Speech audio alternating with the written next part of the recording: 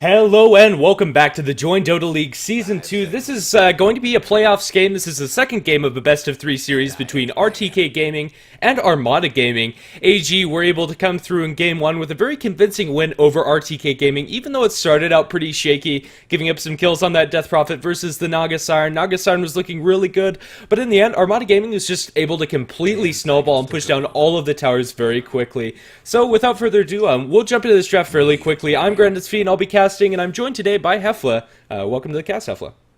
Hello, everybody. Yep, like AG, very convincingly. Like I'm a huge fan now.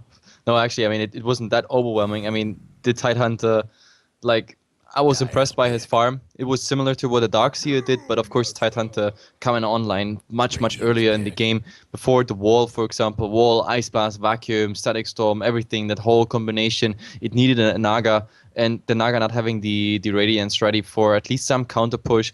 I think maybe the Radiance would have made a difference, but then again, having just, I don't know, a naked Radiance and nothing around it, it's just not helping. I don't know. For what they tried to achieve, they should have banned out some of the push potential from AG. So I like the draft, but of course not against Master Open Wards, Exorcism, and Razor that pretty much just died once the entire game and had also faster Ganims up. So all this coupled with a Black Hole and a Ravage, it was just too strong. So in the end, this draft, even though the start was bumpy, as you already mentioned, it was just too good for RTK here. But as I said, second draft, everything can be different now. I mean, performance-wise, their rotations and everything of RTK, it looked good. The Death Prophet made like a lot more mistake than RTK. I think RTK did many things right, but as I said, like many things were also lost just by default. The way they drafted was just too solid. But let's see. First spawn stage is through. We have the Doom, Bat, Lycan, and Tidehunter. So everything is pretty much the same except for the Tidehunter. But now we have a Panda. He was the one banned last game, if I'm not mistaken, instead of the Tidehunter. So Armata at the moment, I don't know, it's quite a surprise that they take out this Tidehunter because, I don't know, it worked so nicely for them. I think he was the game maker. He was the MVP for me. Yeah, definitely. Just respecting the hero, not wanting to give that game maker to RTK. But yeah, as you said, Brewmaster picked up by them, and Faceless Void, Ancient Apparition, the response from Armada Gaming. Now, Faceless Void is an interesting hero. He's been picked up a lot in the Chinese scene, and we've been seeing them play him pretty much as an offlane hero, just sacking the Faceless Void early and using him pretty much solely for the Chronosphere, rather. And with the Ancient Apparition to back him up, this Faceless Void pick could work. I'm not sure if Armada Gaming are experimenting with this a little bit, or if it's just something that they're very comfortable with playing. On the side of RTK Gaming, they're going to pick up the Disruptor next, and works decently well if they do want to put that Faceless Void towards the offlane, able to glimpse him back after he time walks again. I don't know. I don't think we'll see that. I think this is just going to be a farming Faceless Void. No, it's not gonna happen. It's gonna be a farming Faceless Void, and you already see they start to get some external damage for the Chronosphere. We have the Ice Blast as well as the Cold Feet already, and of course the Chilling Touch on everybody who's ranged. So I think we're gonna see some more ranged heroes coming out by Armata, as well as of course heroes that can bring damage into the Chrono. And see, they're already banning it out. They ban out the Skywrath Mage, one of those heroes who just love to have a Chrono up. But then again, they also take out the Shadow Shaman. I mean, Shadow Shaman, okay, it's not the best hero to bring damage into the Chrono. You have to place your wards like on the edge of the Chrono, because they also get stopped on time. They could attack inside, but then again, the duration of the Chrono is not, I don't know, too long, unless you have really the Naganim Scepter and everything. So I don't know.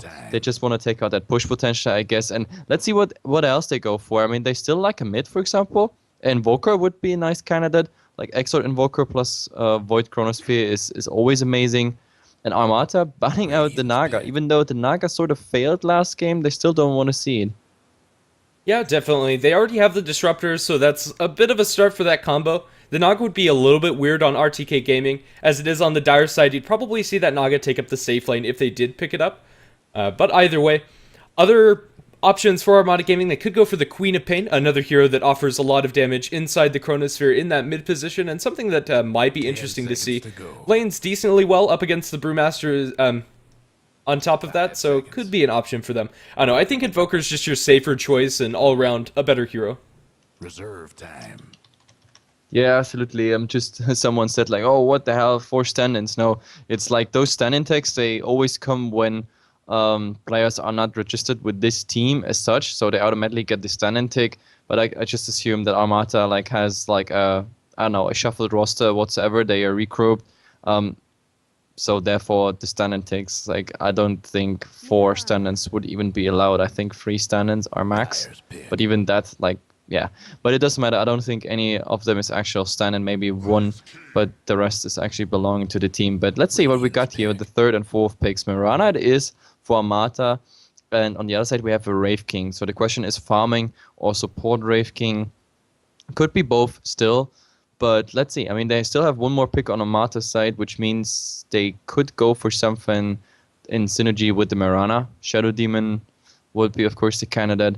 It's also pretty nice for the Chrono because you have, of course, an easy life, pretty much getting Shadow Poison on top of it, as well as the Soul Catcher. So let's see if it's a Shadow Demon. I think it would fit. Then again, they have to pick a mid for in the fifth pick, which gives RTK, of course, one more opportunity to ban that one out. Let's see. They still have huge options, and I'm amazed by the fact that both teams ignore the Invoker. Yeah, I think Armada Gaming, if they pick up the Invoker here, Shadow Demon will get banned, and if they pick up the Shadow Demon, Invoker will get banned. So maybe a little bit of a toss-up as to which one they want more inside this draft. We'll just have to see what the pick is going to be for them. If they did go for the Invoker, their lanes would be a little bit unconventional. You probably would have a solo Faceless Void, but he'd be soloing the safe lane more than likely and have an aggressive tri-lane with Mirana, SD, and Ancient Apparition. But it's going to be a Kunkka. Oh, that's also interesting. I mean, the Kunkka, the boat, well, less likely to be a fail boat if you have a Chrono to set it up. So we already have Mirana bringing some damage in there. We have the Kunkka, maybe with another hero somewhere around. He could also get the Tidebringer into the Chrono. But overall, it's very interesting. I think it's more of, how can I say it? It's one of those picks where it rather should have been a ban, or you just pick it because you can't ban it anymore. Because the Kunkka is quite nice against the Void, because if he, aims for one target inside the Chrono, you can torrent him, and that pretty much buys you the time to outlast the Chronosphere and then just rock the show and turn it around. But of course, the Kunkka being picked, it fits their lineup. You can do a lot with it. You can even aim the arrow for the X mark the spot, as well as the Ice Blast. Plus, you have external damage which can come inside the Chronosphere, and therefore this pick is absolutely legit. Plus, you don't have to fear that you get this one countered. And RTK, they pick up now the Razor. Now, I think Razor does decently well against Faceless Void. However, inside the Chronosphere can run incredibly fast and break the link. But if he does get caught out, and you do steal damage away from the Faceless Void or the Kunkka, their effect in the teamfight is fairly limited. Also in lane, against Kunkka, Razor can do decently well, so maybe they're looking for that matchup. Honestly, I'm not sure how these lanes are actually going to settle down for both of these teams with the Razor pickup, and if they do want to put him up against the Kunkka, this might be an offlane Brewmaster with the mid-Razor. Yeah, it could work that way, but we have to see the fifth ones. I mean, if this is a farming Void, we could see, for example, offlane Mirana and, I don't know, Kunkka mid Faceless with another support on a tri-lane and the Mirana offlane. That would be one option, but they also could completely swap it around. Even a Faceless Void offlane, you saw it in, what tournament was it? Navi did it twice, or tried it at least. EG did it once. So yeah, that would also be an option, even though I'm not a big fan of it. I have to say that I don't like it at all. I don't know, I think it's something fun to watch, and I know a lot of Chinese teams really favor that Faceless Void right now. He seems to be the new Batrider in a sense for them. I don't know, I think he can work in the offlane, but you definitely have to have other supporting heroes to back him up. In this draft, it would be okay, but I doubt they do it. But now with this Witch Doctor pickup, I think it's a stronger option for them. Witch Doctor going to give them a lot of damage inside the Chronosphere, a classic combo, Faceless Void and Witch Doctor. Chronosphere, and then you have the Death Word channeling. A full channel Death Word just does an absurd amount of damage. Yeah, let's see. I just have to talk with the admin for a second. Very well, I'll go ahead and, I don't know, think of what this last pickup could be for RTK Gaming. Honestly, their draft is very ambiguous as to how they're going to lane this. This last pick is going to tell a lot about how these lanes are actually going to settle down for RTK Gaming.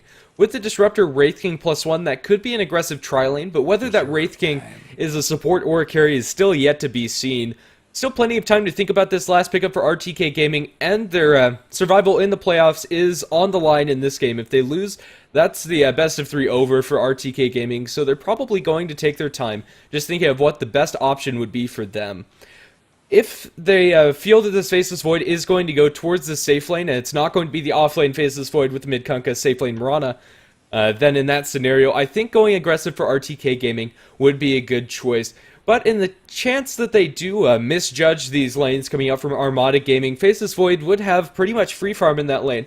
Or not necessarily free farm against a solo Brewmaster or whatever, but still good farm either way. And I like it. Like I just turned actually away from the screen, or rather to my other screens, because of Skype and other conversations. But Witch Dog, wow. 10 seconds to go.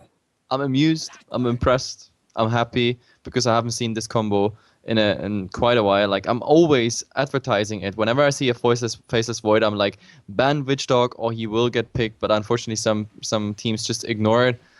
But yeah, this is gonna be amazing. If you look at it, what they have, what they can bring inside the chrono, it's just amazing. If he hits a huge chrono, and I'm talking like really huge, like 3-man, 4-man, 5-man chrono, which can happen, of course, sometimes if the position is kind of wrong on one side, then it's absolutely crazy. The Death Ward is going ham. You have a boat coming in, multiple stun. You have an Ice Blast on many people. If the Mirana is outside, of course, we have Maelstrom procs as well as Arrow, Starstorm, plus all the right clicks. The Void, of course, taking at least one target in the chrono out. This is just insane. AG has to just get it through properly. The only thing that's a bit protected, of course, on RTK is, of course, the Wraith King, and the Razor is going to go quite tanky. And the Brewmaster may be going for a Primal Split before the Chrono comes out. So it's kind of hard to place the Chrono properly, especially if the Primal Split is out before. But let's see how they go. First of all, we're going to introduce the teams. I'm going to take the Dire side again. We have here 2FB on the Wraith King. We have then Abyssal on the Disruptor. Responsible for blocking the creeps is going to be Soul on his Razor here. He's going to be part, like the farming part of this tri-lane. In the mid we have Galford, and of course absolutely alone is Darky the Slayer. And quickly, and quickly on the side of AG, we're going to have Faceless Void, played by, I believe, let's see, Narek on the off lane, and in the mid we're going to have Annihilate playing on the Kunkka. The supports are going to be Witch Doctor played by Joik the Ancient Apparition, taken up by Kilroy, which will leave Mirana on the safe lane, played by Stand-In 1. Yep, absolutely. Well, just a sec. I'm just talking to Fuse. This is okay. Wraith King is making a very aggressive move behind the trees, trying to get a wraparound on these heroes, but they have a decent block going for themselves. I'm not sure if Wraith King's really going to be able to make this kill happen. I don't think they'll show many of these heroes before they go in. Disruptor actually picks himself up an Illusion Rune level 1. He's leaving one Illusion by the tier 1 tower. I don't know, I would have liked to see him maybe try to block some camps with that instead, just be a little bit more efficient either way.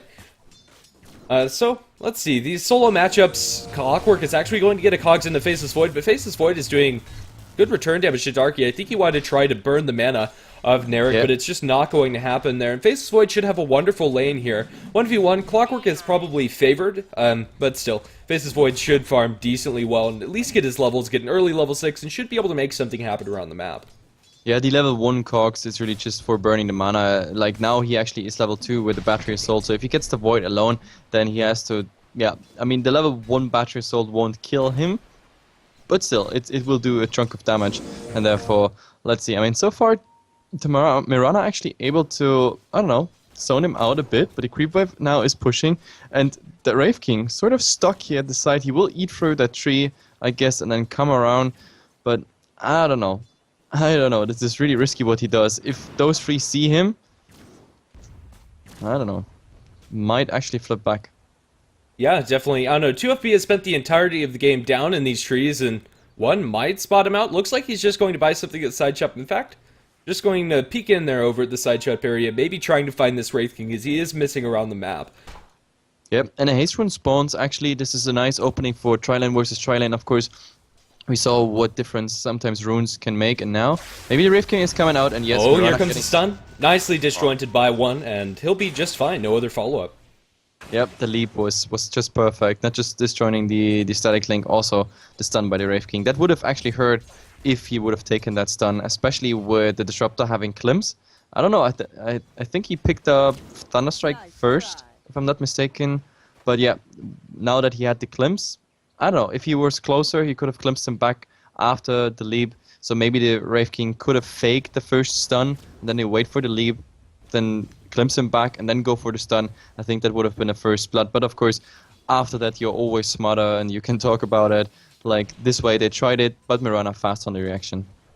Yeah, the supports of the Radiant team are going to get a pull through after a nice D-ward coming out from them. The Sentry was successful at getting rid of the ward that was placed by the Dire supports. It won't be a full pull through. Well, actually, now that the Vuelasathans have respawned, they will be able to clean up the majority of this creep wave. Their lane will push out a little bit with this extra melee creep, but shouldn't be too significant. In fact, we'll keep it at a good lane equilibrium for the Mirana to keep on farming. Yeah, absolutely. And the game starts pretty much like the last game. For the first 3, 4, 5 minutes, it's going to be relatively silent and passive, everything. But as soon as we then have like the level 3, level 4 abilities coming out, I think they can go for something. Especially the Witch Talk here. Oh, actually, Witch Talk. Cass going to get a good bounce. And now the arrow to fly going to land on 2FB, and he's very dead. There's a static link going the way of Kilroy. Kilroy going to be on the other side of too many heroes, and it looks like he will fall. In fact, he will. Now Soul's going to be the one taking the brunt of this damage. They don't have another leap glimpse back on the Mirana. She has an arrow in 4 seconds, but the Razor will be able to get back to safety. Yep, and the Wraith King is back as well, and the Ancient Apparition does not have a TP, doesn't have the space, doesn't have the gold, so therefore they were not really interested in going further, because then they would have just turned around 3 versus 2. But I mean, still, AG having the small advantage of getting the first blood, and I mean, top, that poor Faceless Void is just gonna get mana burned all the time. This is just level 1 Cog still. They're going all out for the Witch Dog. Oh, it's just being spotted here. The Panda actually just rotated in, but yep, he won't find anything. Actually, who took the last rune? I believe it destroyed? It was the Witch Doctor? No, yeah, the Witch Dog. Yeah. Destroyed it. Like, that's why he got aggro from the Alpha Wolf creep camp, because he went in there and destroyed it from uphill. That's, yep, I missed it, but that's the only thing that can have happened, because yep, nobody got actually the rune buff, but now we have a rotation top. Oh, and they'll be able to get the Faceless Void. Here's an X turret to land onto Darky the Slayer, and well, it looks like Kunkka might be able to chase him down. He has a ghost ship. Maybe he'll be able to land this one. I'm not sure. This is a very low probability kill, and he won't even try to go for that. Oh no, middle lane is going to be abandoned for now, and Galford going to enjoy a little bit extra space. That TP was just too late. Faceless Void got caught out, had no mana for the Time Walk, and since he isn't level 6, didn't have the Chronosphere to set up either, and a complete lane rotation. Interesting choice by them. They're going to put Narek towards the mid lane up against Galford. Oh look, there's a Klims back now on the AA. There's so much action going on. The Wraith King actually managed to get out of here. There's Voodoo Restoration, of course, level 1 ticking, but Mirana right clicks not too strong. So in the end, RTK will get the kill. I don't know, and when it comes to top, it was really strange that the Kunkka actually rotated in there, but Void is doing the right thing. He's just going mid saying hello there. But with his level 5 and just 1 point in Time Walk, I don't know, he has to be careful as well as soon as that Pro Master's level 6, which he is right now.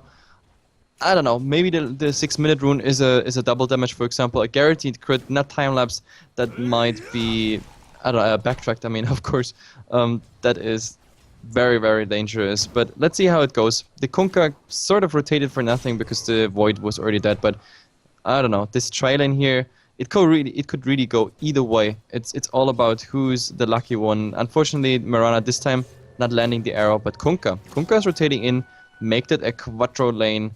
Let's see if they get something. Oh, there's an arrow not landing on anything. Oh, but there's the cast going to bounce back and forth. The heroes will be able to blow up Soul. Now the X marks onto the poor Wraith King. He'll be torrented, and one more smack from the Tidebringer, and an auto attack will bring him down. Clap not going to land on anything coming out from Galford. Galford will be safe for now, but doesn't have mana for his ultimate and probably just needs to back off. A wasted rotation coming out from the Brewmaster, and a good one coming out from the Kunkka. Yeah, this, I don't know, beautifully done. Like, they, equalized the score here. 3-3 now with this nice rotation of the Kunkka. That was absolutely worth it. Unfortunately, of course, the Wraith King not having level 6. He's far away from that. He is level 3. I mean, he died once or twice, I think. And, I mean, now that was actually his second time. But still, he's sharing the XP with all that stuff. This is always the downside of a tri-lane, especially if you play that aggressive tri-lane, which doesn't have the opportunity to go in the jungle and leave one guy at least some more XP than the other. But in the meantime, the Clockwork going against Ham against the Void. There's too many creeps at the moment there, but maybe he's trying soon. He has, of course, the hookshot and now level 4 battery assault, which is hurting a lot. It's such a strong ability. If you get it on a single target, that is. Yeah, definitely, but he also needs to be a little bit careful. If he dives a little too deep with some support rotations, they could go for a kill on him. He's just going to go back to mana burning. Whoa, we're going to miss a kill on the Disruptor. Not sure if you caught how that one happened. Looks like they were just able to get a good cast with the Chilling Touch damage to blow up the poor Disruptor. Yeah, I don't know.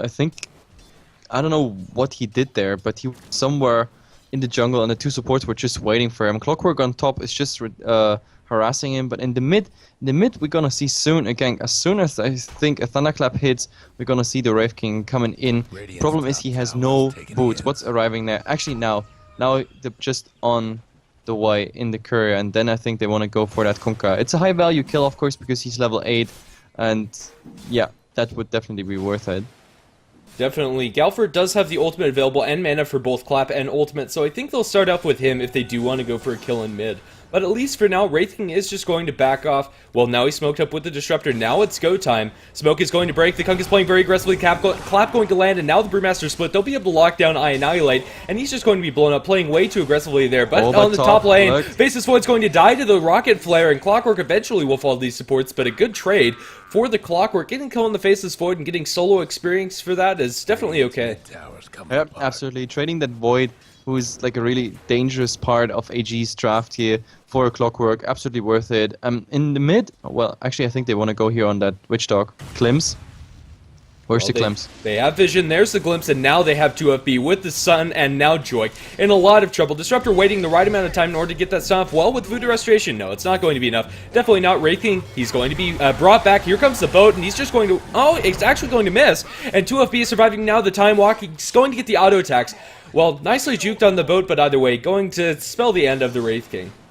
Yep, the time walk actually just level 1, but it was still enough to slow him. Plus, of course, the Kunkka with the face boots, far, like, so much faster than the Wraith King. I mean, he's a pool guy with just 350 movement speed. The Kunkka, even without using the face boots, he also has a 350, so he will always catch up to you with that. So in the end, it's 6-6. It looks really fairly even, but of course we're almost at the 10th minute. Oh, down and bottom, they blink forward, and now Stand in One going to be in a lot of trouble. He's been guaranteed crit up, and now with the Static Field, it's not going to do enough damage, or rather Plasma Field, still stealing a lot of damage. He's trying to juke through these trees. Now they don't have vision of him. All they need is one more Clap. Clap is going to be misjudged by Galford, excuse me, and Stand in One going to be able to make himself get out of there.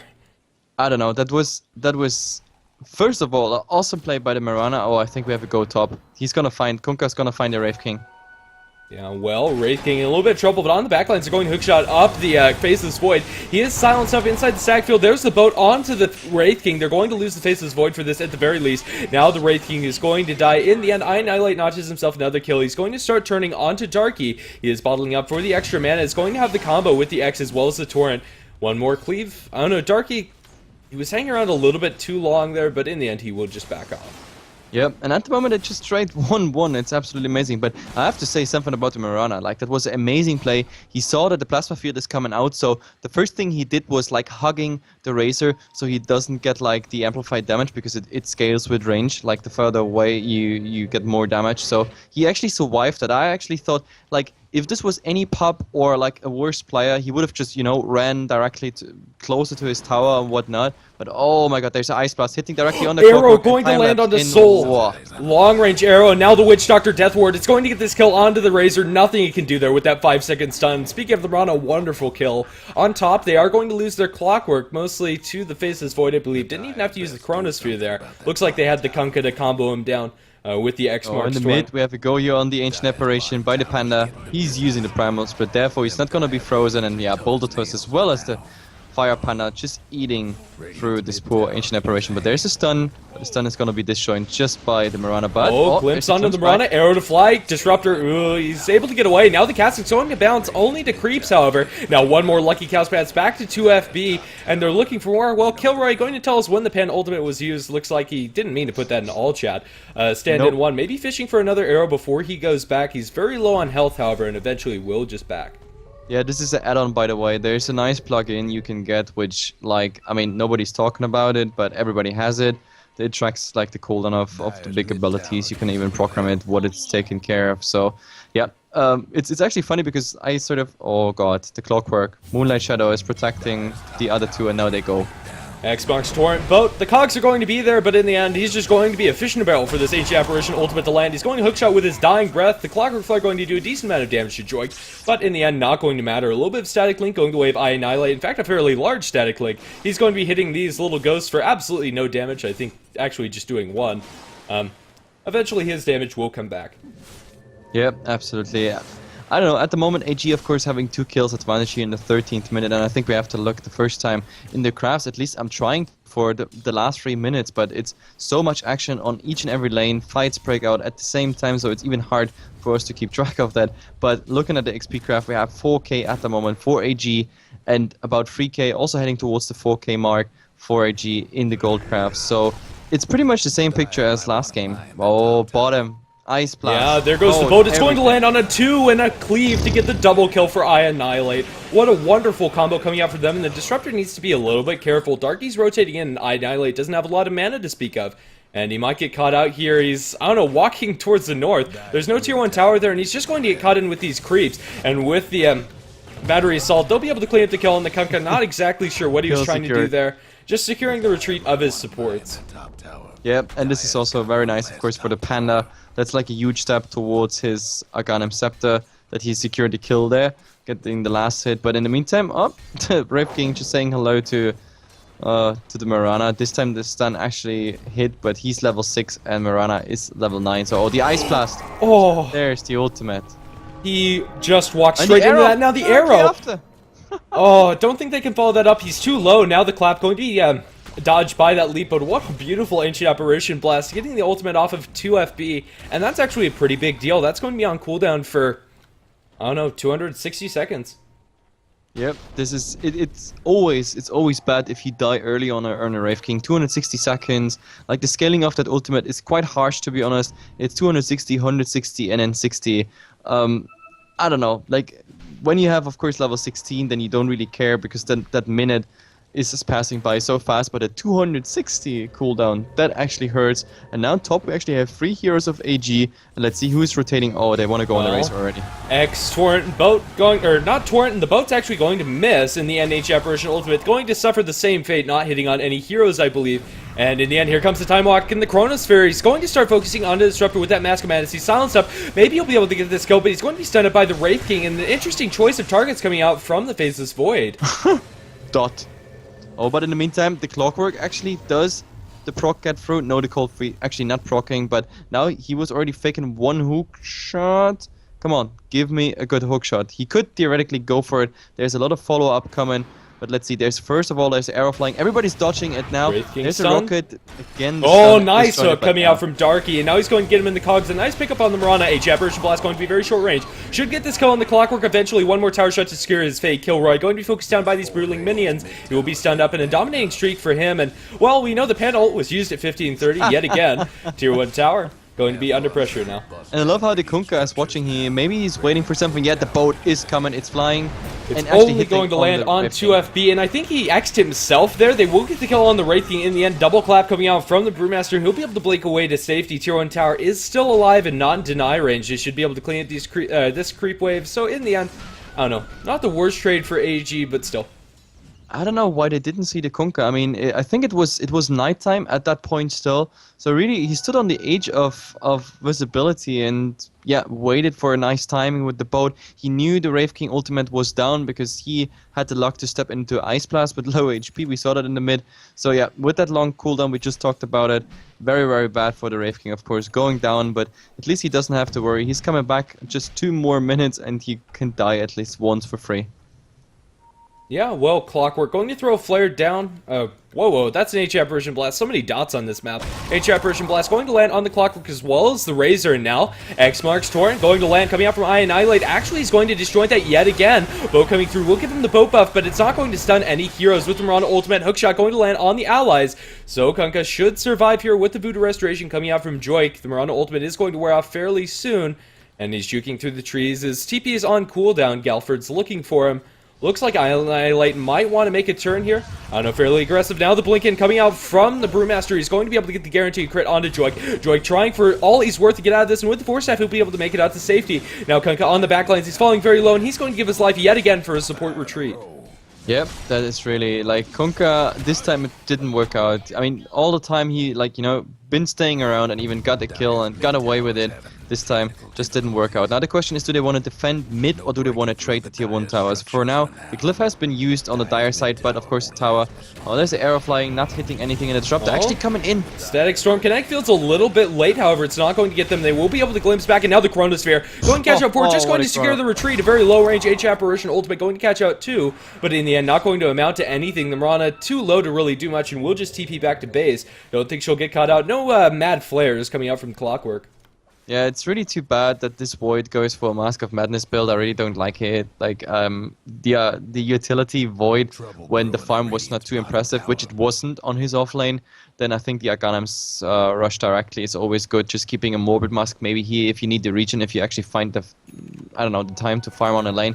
But he decided to go finish, of course, Pullman Shield as well as Basilos for the laning. Then, yeah, PTs. Oh, in mid, Brewmaster going to start jumping onto Annihilate. Now they're going to glimpse it back. Dust coming out. Shadowblade not going to save you here, Admiral Kunkka. And they should be able to get this kill. Deathward is being challenged, doing decent damage to the Disruptor. However, the Clockwork Hookshot is going to cancel that one. Witch Doctor might be in a bit of trouble here. Brewmaster going to throw out the split. He has an Aghanim Scepter already. Arrowfly going to land on a creep. Joy going to be the first to fall in this engagement. Now he's looking for the Mirana. He does have a boulder to toss, but you really can't go for that. She'd just leap away. In the end, Tier 1 Tower going to be the casualty, as well as the Clockwork and the Witch Doctor.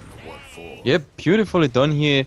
I mean, now RTK actually taken over the kill lead, but of course, in the meantime, the Void is farming. I think the Kunkka didn't expect this to happen, but nice opening there by the Panda. He knew he has his ultimate, so he can dive there. And of course, like, the Disruptor, to be honest, is for RTK at the moment the best player. Like, his glimpses, his static storms and kinetic fields, as well as, of course, being the carrier for the detection versus the Shadow Blade, it's just working wonders at the moment. So the Kunkka, since he has that Shadow Blade, he hasn't been so lucky. Like, all the time without that Shadow Blade, he has been doing fairly well, and now it's, I don't know, he's sort of crumbling as soon as he has that Shadow Blade. It's kind of a bad omen, but let's see, they want to get that Void.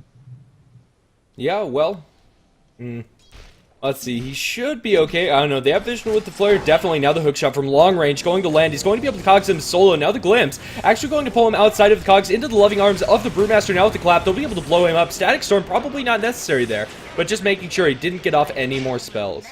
Yeah, I mean, this Void, he saw it coming. I mean, the Clockwork said hello with a rocket. I mean, this could, of course, be just a casual rocket, but you always have to be careful because, like, most of the time the Clockwork also uses the rocket just to scout out what's happening there. And yeah, this one, he just kept farming, and yeah, poor Void. In the end, this is gonna be a tier 1 tower, but yeah, Ice Blast is gonna hit. This is, of course, not hurting too much since it's still level 1, but he's level 9.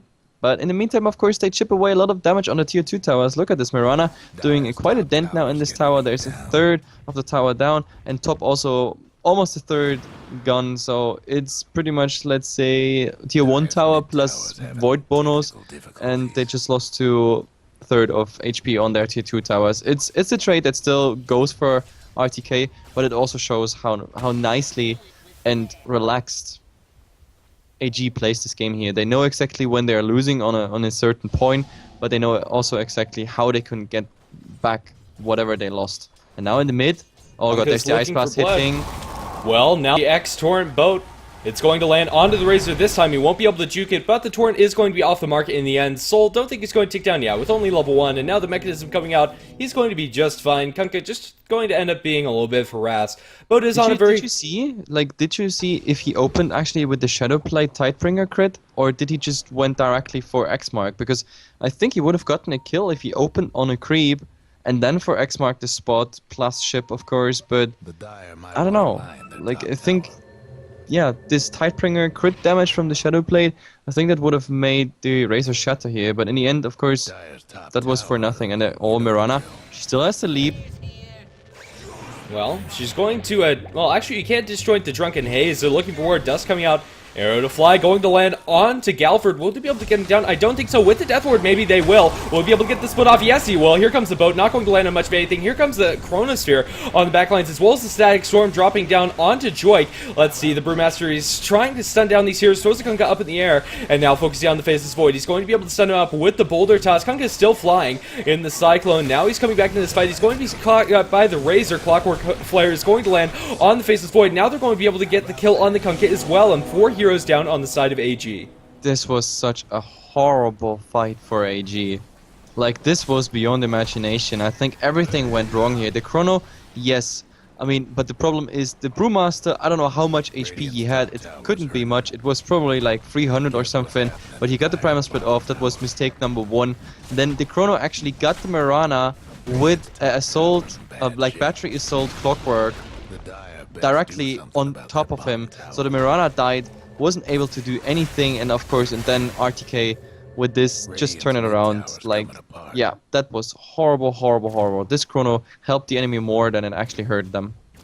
Yeah, especially since they already used all of the spells that combo with the Chronosphere. They'd already thrown out the Death Ward trying to get the Brewmaster kill. They'd already thrown out the boat that really didn't land on anything, and in the end, yeah, that Chronosphere didn't help them all that much. Maybe if they'd saved those ultimates, they'd be able to make something happen with all those heroes caught inside the Chronosphere, but still, in the end, RTK going to be very happy with that win, and AG now on the back foot. Yep, absolutely, and we have to like put some numbers on that. Like, let's see, we have AG. They have been leading up to 5k experience lead about 5, 6, 7 minutes ago, but now it's heading towards the 2.5 mark here for RTK. And when it comes to gold, AG pretty much lost all their advantage now here in the 23rd minute after this fight. The graph is absolutely nullified, so we're pretty much at the start of the game. Like, everything's looking sort of equal. Of course, with these fights, there's also more key items also coming out, like on RTK's side. We have now a Blink Dagger initiation on the Wraith King. We had that already for quite a while on the Brewmaster, but he finished now his Aghanim Scepter. He has now even more gold. He's also the one who also got like the, let's say, the killing sprees and dominating streaks, the mega kill from the Kunkka and everything. So he got such an influx of money. Like, Aghanim Scepter finished as well as the ultimate orb, but of course AG is not sleeping. There's still of course some items coming out by the Kunkka soon. I think there was something in the courier. No, but I think he's going for a BKB, which I absolutely understand in this game. But even more important, Ancient Aberration got the Aghanim Scepter even before he hit level 11, so he has to now check that he gets some level together. He needs that level 2 Ice Blast. Level 2 Ice Blast will hurt RTK really. That is kind of needed to win this game. Yeah, I don't know. AG still have a huge ability to fight if they're able to get a good Chronosphere, but that's really key for them. And while Faceless Void going to be spotted out by a Flare, he's still continuing to farm this camp. I believe they have vision of most of the heroes from RTK. So shouldn't be too scared. The Aghanim Scepter is going to be shown off in the middle lane, as they should recognize that it is taking a little too much damage. H-Apper is going to eat a little bit of spite damage coming out from the Blade Mail of the Clockwork. But in the end, that's going to be about it. Speaking of Aghanim Scepter, Clockwork finishes one of his own, so that 12-second hookshot cooldown is going to be pretty big in the next couple of engagements. Yep, absolutely. But I don't know, after this fight, AG, I don't know, taking sort of the passive path here. But look at this, they already have an eye on that Kunkka. Oh, what a hookshot. Yeah, landed Too on bad. a creep, and Shadowblade coming out from Eye Annihilate. He'll just be able to walk that one off. Yep, the range creep being the MVP there here for AG at the moment. Like, he threw his body just in front of that hookshot coming, so the Kunkka getting out of there. That would have been really a crucial kill, but AG, yep, they're still standing, and they know they have quite a late game coming. I mean, the Razor, of course, getting dangerous at some point, but look at his item build. He chose to have a Ghost Scepter, which I don't really like, because you can't really use it when you're in a chrono, and I don't know, he got a point booster now. Let's see. I don't know, he's going in the axe sooner or later, but he's quite far away from it. That's like 2,200 gold missing for him. The Void, like, this is really game of Aghanim Scepters. The Void is pretty much 600 gold away from his Aghanim Scepter. And let's see, how many Aghanim Scepters do we have already? We have 2, one on the Panda, one on the, or even the Clockwork went for it. But talking about Clockwork, he got an opening there. Yeah, now Glim's back on the Mirana. She's going to throw out the ultimate. They should have plenty of damage, and they will. Not even sure if that dust was necessary, but secures the kill anyway. Excuse me. I think it's that goes... 90. It's 90 gold. Why not? Yeah, definitely. I think the Ghost Scepter on the Razor is more for the Witch Doctor ultimate, but as you said, you can't use that inside the Chronosphere, and that's really when this Witch Doctor should be channeling the Death Ward. So yeah, a little bit questionable. Oh, another hookshot on the Kunkka. He's visible under the tower, but there's a boat coming, actually stunning the Wraith King, but in the meantime, of course, he's just damaging even himself, and with the help of... Yeah, the Disruptor is just coming to the party and doing the rest. Pretty much sums it up. TP away from the Faceless Void, not going to get caught out here. They did pull the attention of RTK back with that pickoff, but still not worth the loss of the Kunkka there. I don't know, just getting caught out of position there by the hookshot. On a 12-second cooldown, Clockwork can just throw those out like candy. And, well, if it hits, it hits, and it leads into a kill in the middle lane. Yep, absolutely. And I don't know, like, I'm still amazed by the fact that, yeah, how many Arcanum Scepter are we going to have in this game? If this game goes longer, then we have 2 more candidates for a BKB. I mean, the Void is now done, Ancient Apparition, Panda. The Witch Dog could get 1 more. The Razor is pretty much soon done with his Arcanum Scepter. The Panda already has it. And the Disruptor is also another candidate. By the way, also this Arcanum Scepter on the Clockwork doing, yeah, quite nice work, actually. Because, like, this kill on the mid would not have been possible if he didn't have the Arcanum Scepter. Because of the low cooldown, he can just spam that hookshot all the time. And talking about hookshot, oh no, actually, it's just a boat, a farming boat. Yeah, I don't know, pretty anticlimactic there, but they're looking for a wraparound maybe on mid lane. There's the hookshot. It's going to connect on to stand-in 1. He's going to drain the mana, glimpse back, not going to help you there, and now they'll be able to stun her up. Follow-up damage is going to be there. 1 more smack from the Razor will secure that kill. Yeah, poor guy. He just respawned and pretty much is sent back to the fountain. He might as well just stay there. But in the meantime, the Void is actually trying to get the tower. Oh my god, I think he's getting too cocky. There is a... What the fuck, Chrono? Just a... Oh, the hookshot! The hookshot. It's going to catch out Narek here, and he's completely caught in a difficult situation here. He should be blown up. He needs really good backtrack luck. It shouldn't be there, though. Will they be able to clean him up? Well, blink forward, and the Thunderclap coming out from Galford will secure that. Yeah, I don't know. With the Aghanim Scepter and dying there, the Chronosphere will be back up before he ends up respawning. But still, a very questionable Chrono coming out from the Faceless Void. Trying to make his retreat there just wasn't working for him. I don't know, that was not really worth it. I mean, okay, sure, with that kind of scepter you can spam your chrono all the time, it's just a 60 seconds cooldown, but I don't know, Tower brought in the Nigh range, he was not even close to have it, like he didn't use his his Mask of Madness. I don't know if it was on cooldown from before or something. I think with the Mask of Madness maybe he would have gotten the tower. Then again, on the Dire side, I mean, they had no cliff, so at least he could have said like, okay, I'm gonna die here. Let's get the tower and then die. But this way he died plus a tower denied. That's worst case scenario. So 14-24 here, 13th minute. There's an arrow. Oh, ooh, this one actually connects to the Panda. Yeah, but no way to follow that up. Yeah, unfortunate for them. More than likely just a scouting arrow coming out from stand-in 1. But in the end, not going to amount to much of anything. Nope, there's a haste rune now found by the Kunkka. But I don't know, like AG... They're sort of stagnating. They're like all the time they had momentum and everything, but now look how desperate they are. They really try to be super efficient. They use the boat, they use the Ice Blast just to farm. Like the Ancient Apparition is desperately trying to get his level 11. He is 10.5. That's why he used the Ice Blast now. Maybe with that small camp he's gonna get a bit closer. But yeah, as it looks, like RTK is interested in another pickoff, and there's an arrow actually connecting to the Wraith King at the secret shop, so at least they know what's there. But Mirana, well, she leaped out. That was the correct decision. So 5 years of RTK, now looking at the tier 2 top, and let's see if there's any defense coming from AG, or if they keep doing their style and try to, I don't know, hold back, wait for more items, wait till it's about tier 3 towers. There's an Ice Blast, well, hitting the Razor, that means he has to go back, and maybe the Ancient Apparition now getting... Well, there's going to start with an X onto the Disruptor. He's going to use himself to break that one, I believe, and the boat is going to completely miss as well. They've caught Annihilate in the Static Storm. All the Dire Heroes are falling fairly quickly, but so is the Kunkka. He's going to be the first one to fall. Rana spinning up inside the air of the Cyclone Sentry, dropped down by the Wraith King now. Stun going to be disjointed by the Invis with nice Force Staff coming out from the Witch Doctor. He's going to back off with the Earth Panda.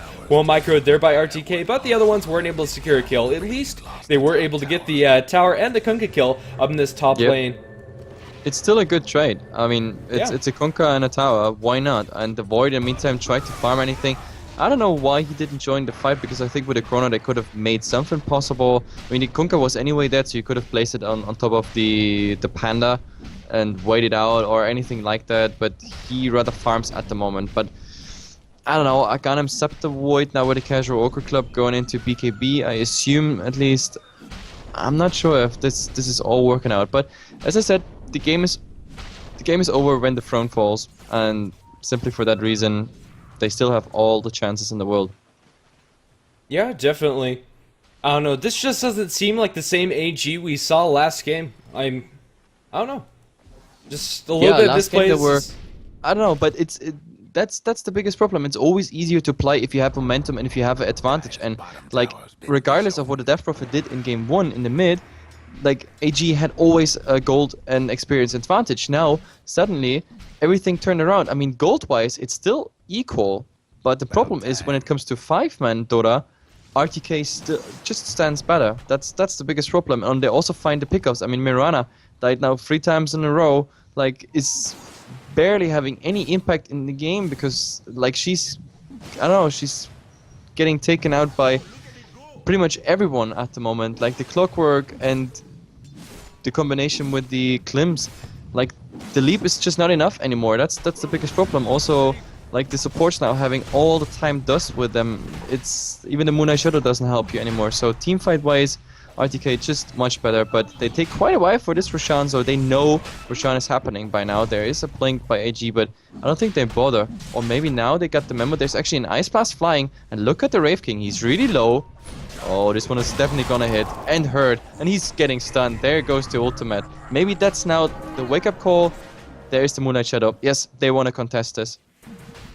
I don't know, we need a huge Chronosphere coming up from the Faceless Void. It's just not going to happen. In fact, he's going to be the one initiated on. There goes the hook shot coming out from the Clockwork. He's ignoring a little bit of this damage. He's actually scythed up. Now the Static Storm not really landing on a whole lot. Here comes the boat. Going to get a good, nice 2-air stun in the Witch Doctor ultimate. It's doing decent damage, but canceled by the Clockwork yet again. Faceless Void drops the Chronosphere, but he's just so low. He will fall to the Razor. Razor actually going to walk into the Chronosphere eventually. Darky going to take a little bit of right-click damage from the Wraith King, but on the backlines, they're going to lose the Wraith King. Now another stun going the way of the Rana. Can't disjoint that. The leap was on cooldown. Now the Brewmaster trying to chase her down, uses the Wind Walk to try to get a little bit of extra damage. Now they're going to lose the Witch Doctor. The cast is going to continue bouncing to Darky as well as the Soul. Not really much they can do there, and now Ancient Apparition down in bottom lane. He could get caught out here. Soul is very low, and well, Kilroy trying to do the best he can here, but in the end not going to work, and a full team wipe across the map.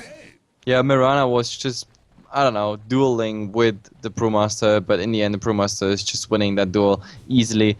The arrow, unfortunately, the last one failed, and yep, Panda just going back, like D-Magic directly on Roshan, just with the Drunken Haze, and they rotate back into Roshan. There's no way they can contest it now, this Roshan. It will die slowly, but it will eventually die, and therefore easy go. And RTK winning that fight, like almost doubling up the kills now, and it looks really dire for AG at the moment, I have to say that. Yeah, definitely. I don't know. That fight could have gone well for them. It was just so spread out, and they weren't able to get any good initiations. The Chronosphere didn't really do much that fight. The boat got a couple of good stuns. They just didn't have the follow-up there. The Witch Doctor ultimate was canceled by the Clockwork. Brewmaster threw out his split, so he didn't really care about that damage in the end. And while Brewmaster, he managed to find himself a Scythe device. We didn't talk about that, but that was huge in that engagement, stopping the Faceless Void from doing anything, really. Yeah, absolutely. Just a few said like, why is it looking so low quality? Like, of course, if it's looking for you low quality, then just choose a higher quality. You can choose between mobile, low, medium, high, and source, if I'm not mistaken. So yeah, just choose a higher one. That helps. Yeah, it isn't actually 1080p, it is 720, so maybe if you used to super high quality streams, but other than that, it should be definitely watchable. Well, enough of that stuff. Let's see, up in this top lane, Kunkka's searching for something maybe with this Shadow Blade. I don't know, he's been playing very aggressively once he got the Shadow Blade and really hasn't been able to make much happen with it. The BKB really hasn't done much either. I don't know, it's kind of a necessity that he needs up against the Brewmaster, or as well as the Disruptor. You pretty much need a BKB up against those two heroes. But still, it's letting a lot of those big damage items coming out from the Kunkka that we're just not going to see. He really wants a Daedalus at this point, and well, I don't know. No big crits coming out from the Kunkka anytime soon to bring them back into this fight, and things are looking really dire for AG. At least for them, it's kind of hard to push up in the high ground. The hope for a huge hold is still there with the Faceless Void if he's able to get a gigantic Chronosphere with the Witch Doctor ultimate channeling H Apparition ultimate on top. That still is able to get quite a few of these kills, but the initiation just really is hard for them to get off. Last team fight, the Faceless Void got caught up by a Clockwork Hookshot. Now we have the Blink Scythe initiation coming out from the Brewmaster as well. So I'm not sure. This tier 2 tower is pretty much just going to be sacked. I don't see them trying to initiate into this, and I don't think they should. Well, actually, I Annihilate. He's going for one auto attack onto his Creep Wave. Will do a decent amount of damage, but now he's going to be Blink Scythed up by the Brewmaster. He's taking a lot of damage from the ultimate from the Razor, and they'll be able to bring him down. Clockwork Shot coming in. The Faceless Void Chronosphere are going to be decently good, and they will be able to get the Aegis off of the Razor. Now Galford falling very low to the Witch Doctor ultimate, but he'll still be able to get the split off. Now Faceless Void going to Time Walk up to the high ground. Really can't stay around here. Darky's falling low and will be forced to back off. He is their gem holder, probably doesn't want to die. The rest of the heroes, they have the Mirana ultimate used. Kunkka, I believe that is a buyback on him, and indeed it is. Trying to find initiation, but in the end not going to be able to get a clean one either. So with that buyback from the Kunkka, RTK are just going to back off Darky. Ooh, looks like Darky might be in a little bit of trouble, but they're going to find Annihilate first now with the Static Storm dropped on top of him. They'll be able to get the Kunkka for a second time, a dieback for him. Witch Doctor trying to get this kill, but now another hookshot coming up from Darky the Slayer, and the Slayer, he indeed is unstoppable streak for him. And now the Witch Doctor down, Chronosphere down.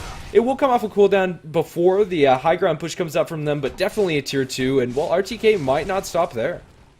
Nope.